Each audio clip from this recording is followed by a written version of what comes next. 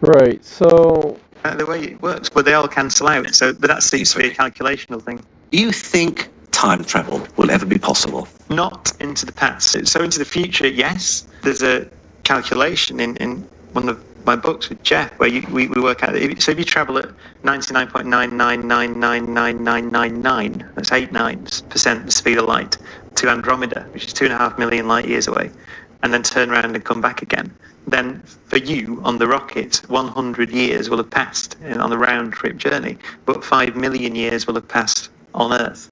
So by traveling fast relative to people who are stationary, your clock runs slow relative to theirs. So you can travel in.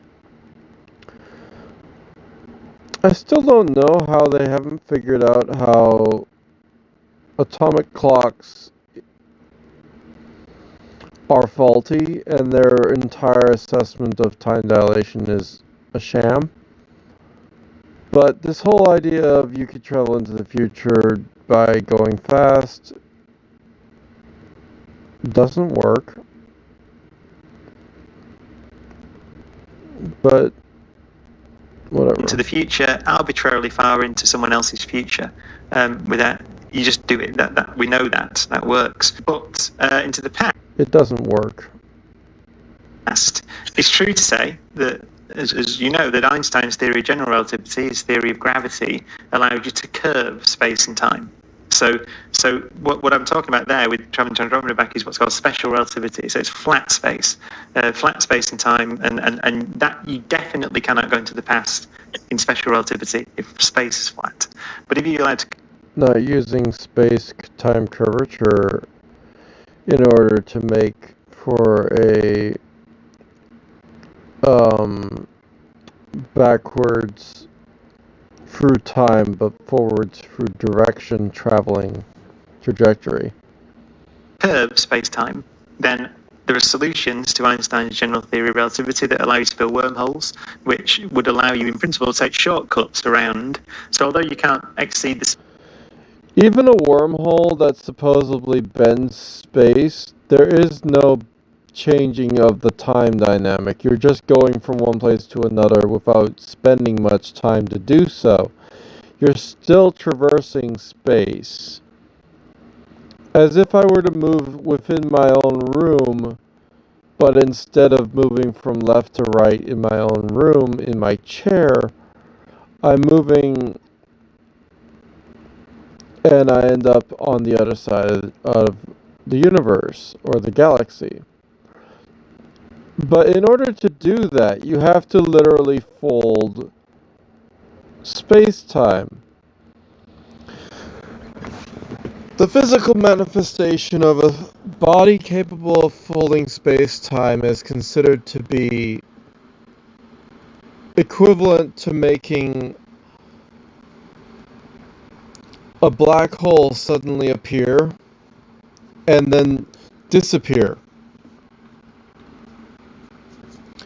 And so what happens, and I'm not even a supermassive black hole, but an ultra-massive, like some whatever giga black hole, the size of the distance between galaxies. And I mean distant galaxies. The distance between galaxy clusters, or the distance across galaxy clusters. I guess the distance between galaxy clusters is longer. The point is, you make this massive thing, and you're on one side of it, right? You collapse it. While staying on its edge, you end up being pulled with it towards the center collapse. You rotate around it, ending up on its opposite side, and then you expand it again. And then you are in the literal... Again, it's a ridiculous notion because these kind of physical properties can't take place regularly. So yeah, you end up with the wormhole type of function But in order to make something physically do that, it's not like you can expand a balloon and do that, because, like, and the idea of moving actual space, space doesn't work that way. My format is wrong. I know that. I don't care. Speed of light, and therefore get into the past, on the surface. It's like going to Australia, but going through the Earth rather than going around the edge. So you can take a shortcut. So you can, in principle. I believe most physicists who work on quantum gravity think that there won't be stable wormholes in a quantum theory of gravity, but that's not true. There won't be stable natural wormholes because, again, you have to actually conquer an entire... Like, imagine if you actually had the physical space and you tried to literally fold it like some big god holding the entirety of an area of space and say, like, oh, this part is closer now, and then it's farther away. Well, you realize space can't do that without everything in the area of the fold crunching in on itself and exploding. So, unless you can resolve for that, there's no reason of thinking about wormholes because that's irrelevant. However, when we think about folding space, we think about an entire sheet of paper. We don't need to fold the whole sheet of paper. We just need to fold the area of a straw, which is totally different than the entire area of the paper. However, that means that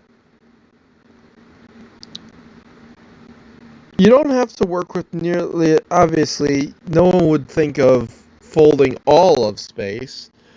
But if you could, in some way, make some kind of ring or whatever else, that, like, my idea of going through space really fast just involves having a tube that accelerates you through space. It allows you to accelerate through space faster because atmosphere. And then you can actually push on everything faster, so you can actually achieve things like Cherenkov radiation type of faster than light maneuverability because you're actually working with another substance instead of empty space, because you can accelerate the substance as well as yourself. And by rotating the entire object, the inertia of the substance is like hyperspace. And so, as long as you're able to keep along with it, and as long as you're able to hold yourself together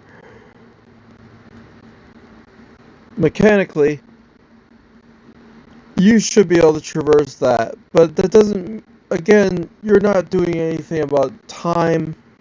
As far as I know. So as far as I know, there's a loophole.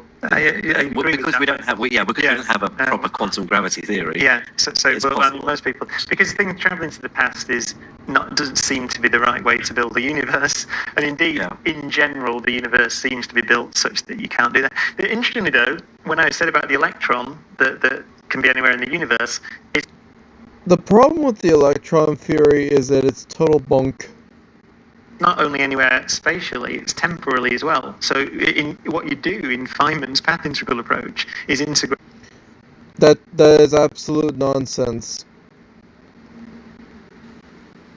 Electrons are objects of motion. They don't have a lot of steering capabilities, so they don't take all these different paths. They literally don't. And if you had a proper, way of observing the actions of electrons, you'd know that they don't. So you wouldn't assume these potential paths. And either way, potential paths are like you saying, well, I could steer my car to the left. I'm not going to, but I could do it. and then saying that it does it because I could have done it. That's not how time works. That's not how space works. So physically, this whole weird integral approach, ridiculous. But they look into these things and they think, oh, this is real, and it's not. Like, okay, it's possible that you could have something where, yes, you could see it as it'll go in, maybe the first curved path makes some sorry. This path makes some sense. A straight path that's a little wobbly doesn't make a lot of sense because of look at how much you have to change trajectory in order to do that, and an electron doesn't have, again, any ability to do that. So there would have to be something to change its motion through space. Nothing does that. So, I mean, except for an interaction between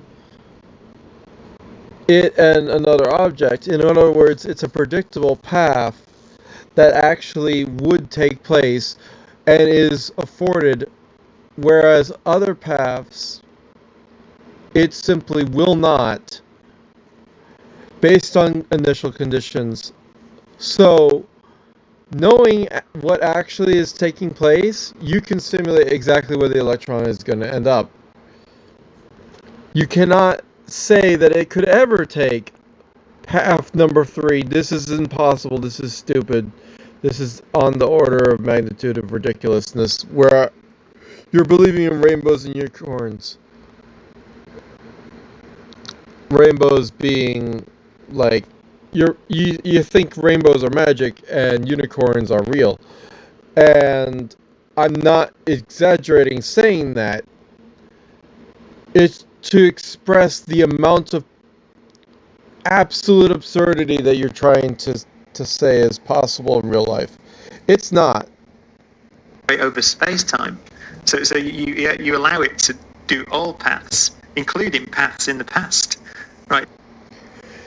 Look, even if you could have a signal that is able to travel backwards in time, which allows you to avoid certain things in the future later on,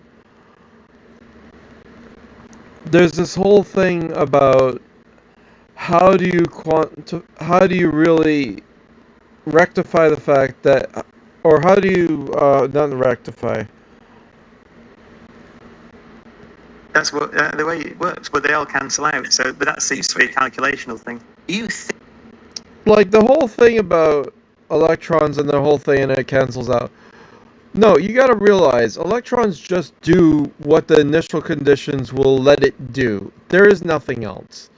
So there is no, like, alternative way that the electron goes through its direction. It just does. Same as an arrow would do. Same as a ball would do. Same as a lot of things would do.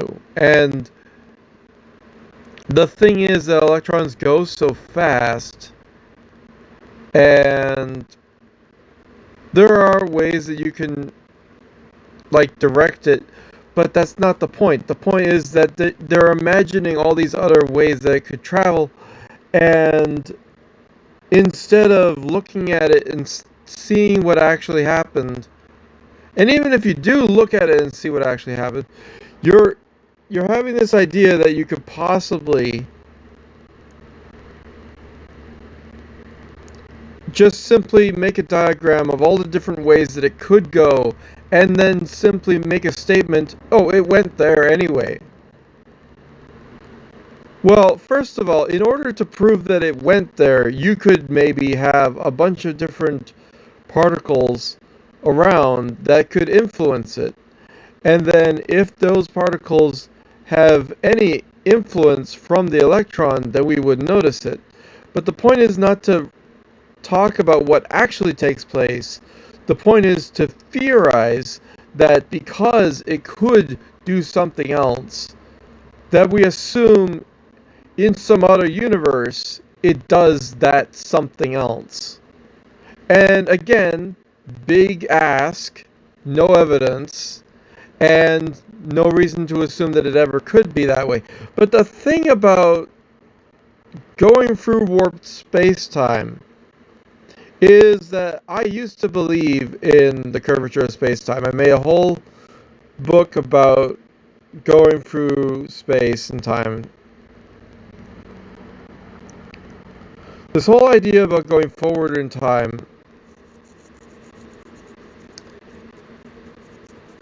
is also equally as ridiculous and irrelevant to literally everyone. Because besides the fact that, yeah, you'll experience a certain large amount of G-forces going at crazy speeds, and you'll squash yourself, if you survive the trip, you will not end up in any way, shape, or form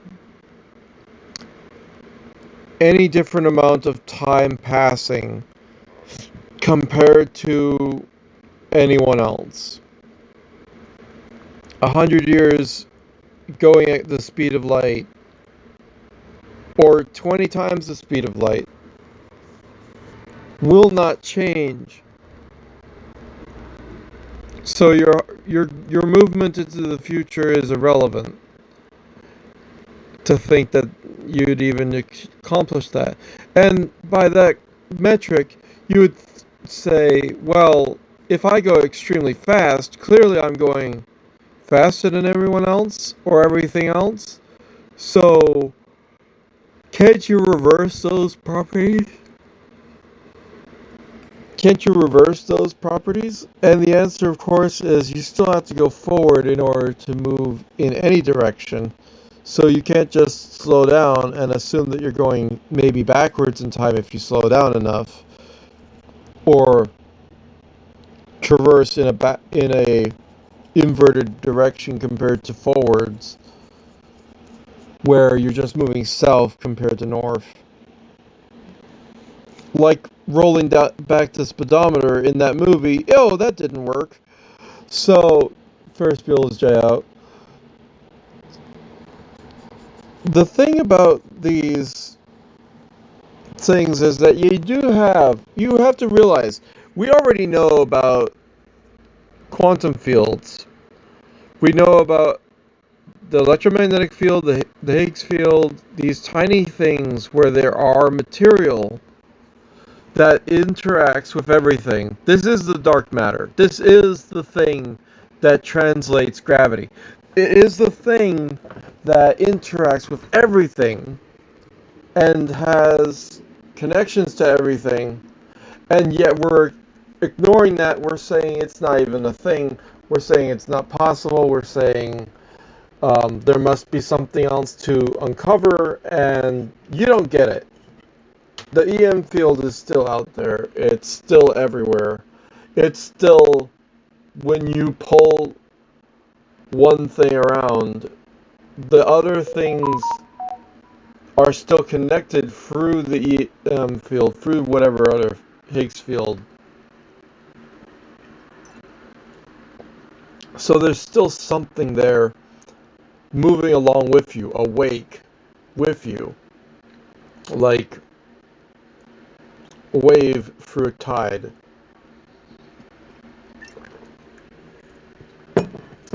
You move your hand through water, and a bunch of other water goes along with you, and a bunch of other stuff moves along with it. And it's not simplistic to say that when you have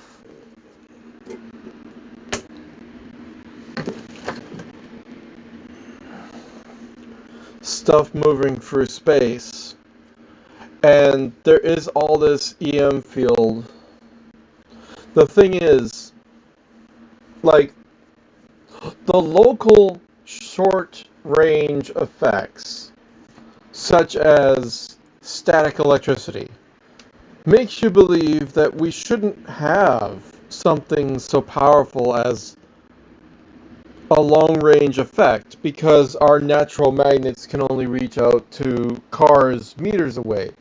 And then you end up with lightning, and that is long-range static electricity technically, based off of... But then you have solar flares the size of entire planets. So you end up with scales of electromagnetism that far surpass everything.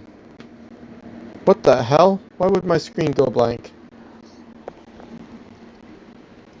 You end up with scales that far surpass everything that you've already understood. Because if you think static electricity is the only way that the EM field works with everything, it's not. Static electricity is just the way that the EM field works with electrons. But the EM field also works with protons just as much, because that's the positive side of everything. And we don't talk about how there is like magnetic effects there, and there is like the ability to attract literally anything because of the flow of EM field and the, forgive me for a better word, entanglement of something that has, for example,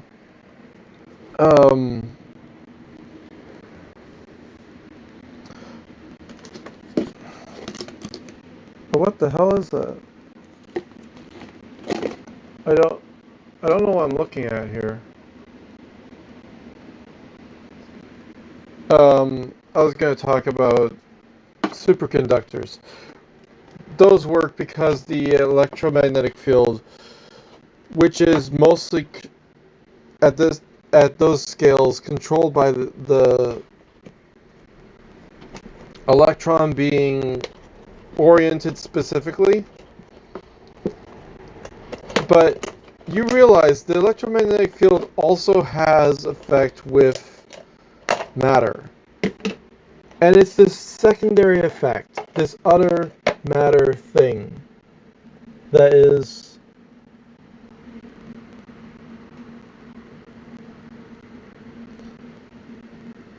really, it feels like they don't even recognize that it's possible. So it's this other energy that flows in and out of things. And the strongest amount of flow, it's as if there is another massive pull, literally that leads all the way from Jupiter to the sun. And that's the thing. It's not about just the curving of space-time idea, which is totally false, by the way.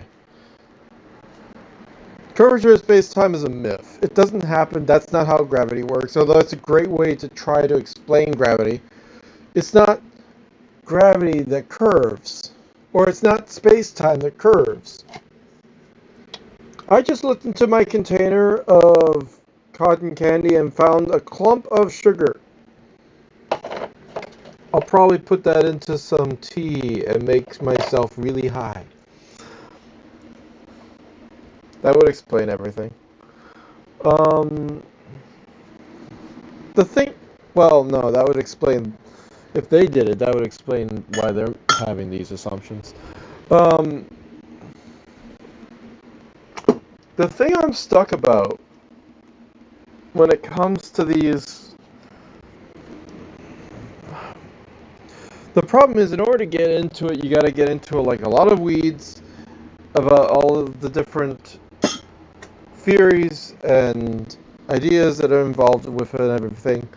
And if you want to, you can talk to me in the comments about what you think about all this. But the basic thing is, I've talked in other videos about stuff like how space-time curvature does not work. It doesn't happen. And I've talked about how going faster than light, going any amount of speed different than light, it's not going to change causality. It's not going to do anything weird. And so when you understand that, you know that there is no reason to think that you could ever just speed yourself up and then go forward in time.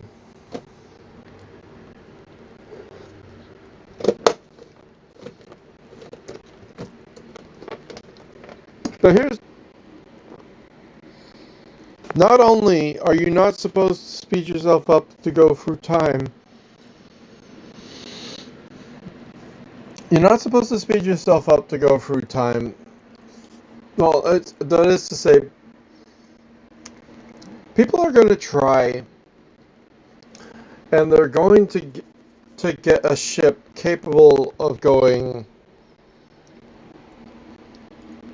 and attempting to go faster than any known thing is supposed to be able to go, because they think that they can warp space around them. And they're not going to be warping anything. They're just going to be trying to, like, maybe use EM fields or something to maneuver objects around their ship. That's not the same as warping space-time, and space-time literally cannot warp. So the attempt of doing whatever that ship is going to do is going to force them to move very fast towards something. Now, obviously, you're not going to send a manned ship out there with this idea as the maiden voyage. You're going to send something like organic tissue samples, and you're going to send an unmanned ship, or you're stupid. So we already know that that's how it's going to work. We're going to have some kind of basic system where you have whatever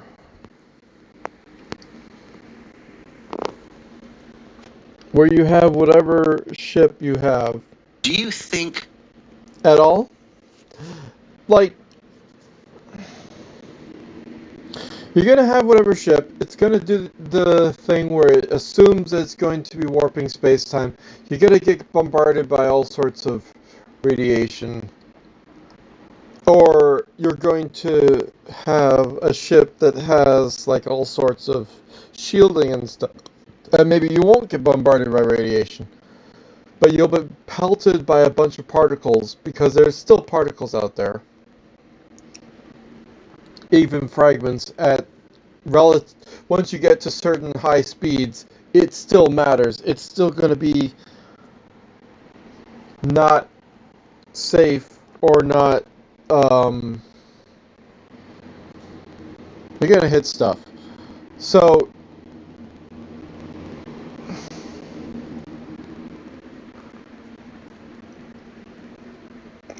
you start going certain speeds, you might end up finding out that your ship just disintegrated because you went a certain speed. Because going that fast, whatever you end up hitting is more likely to shred your ship. If it doesn't shred the ship, maybe you'll end up with people in a safe ship going at extreme speed, and the only thing that you're going to notice is that you arrived sooner than, for example, a laser beam from Earth was able to send its signal over to you. It's irrelevant. It doesn't mean anything. There's just the fact that you could easily send a signal back, right? Or you could send another ship back to say, hey, we've already gotten there before your signal of hello came on the light beam signal.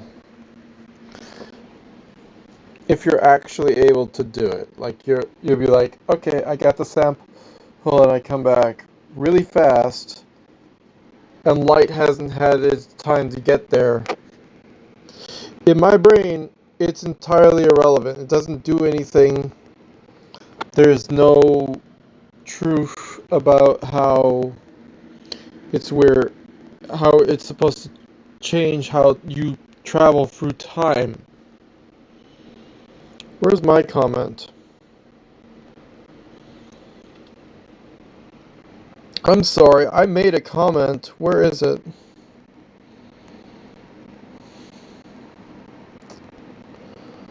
Oh, whatever.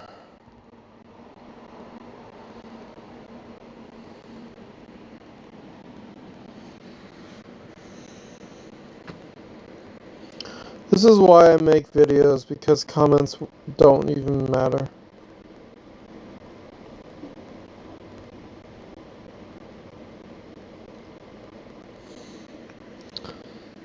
There are common phenomena in which the universe time travels backwards. We know it exists in nature, so it must be naturally possible. Who the fuck? The common phenomenon in the universe where time travels backwards. What?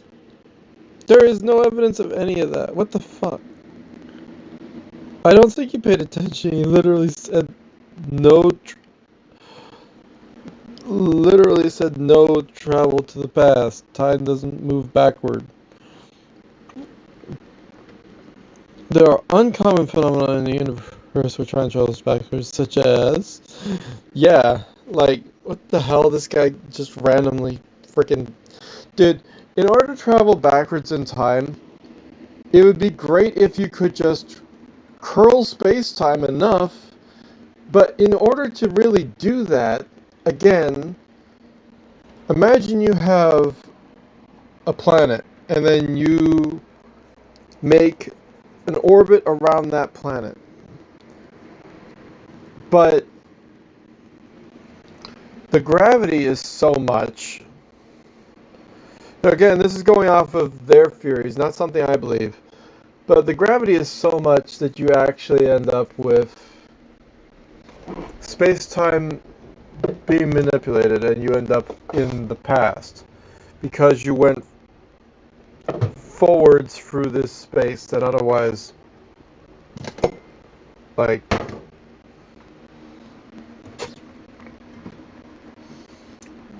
you would just assume that time would go forward through it. But it's similar to going around a black hole. The only difference is it's a planet, let's say. And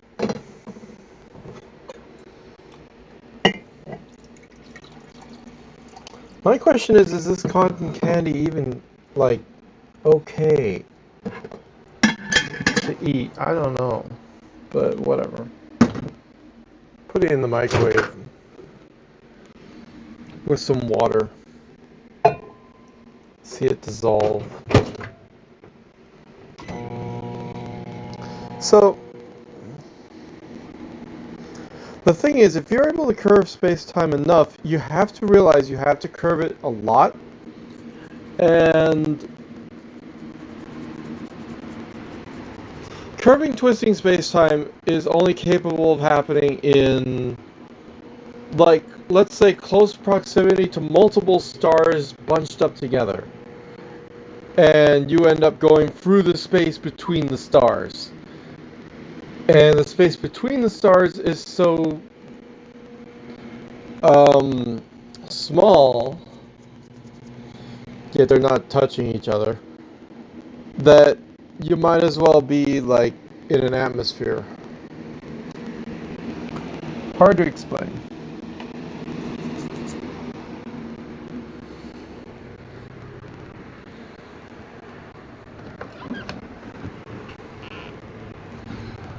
Generally, though,